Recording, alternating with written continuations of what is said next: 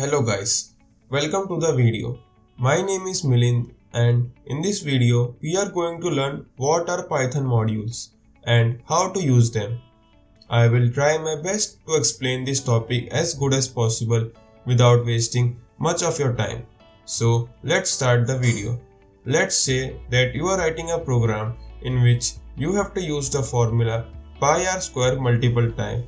So for that, we will write it in function and call it whenever we have the need of this formula. But a question arises.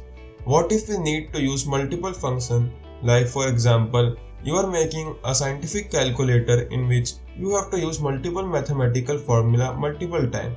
So we will write multiple functions for this, and the collection of all these functions will be known as module. So instead of using multiple functions, we will use one single module. Now let's see an example of a module. I am writing my code in Visual Studio Code, so to follow this tutorial it is better that you should also have same code editor as mine on our PC. As Python have inbuilt function like print and input, it also has some inbuilt modules. Let me give you some example of a Python module. Create a new file by clicking on this and name it anything you want. I am naming this main.py. In this file I will write import math. This module contains many mathematical functions and I am going to show some of them. If you want to know what inside the function, then you can simply press Ctrl key and click on math. It will open a new file in which you can see all the code written for math module. Now let's get back to our topic. After importing the math module, we can use many mathematical constant and formula. Let's use the pi function. If we will write the print math.py, then it will be print the value as pi, as you can see.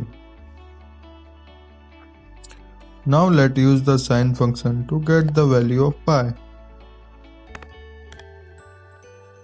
As you can see, we got the value as 1. The math module have many more functions and we can list them out by simply typing dir function.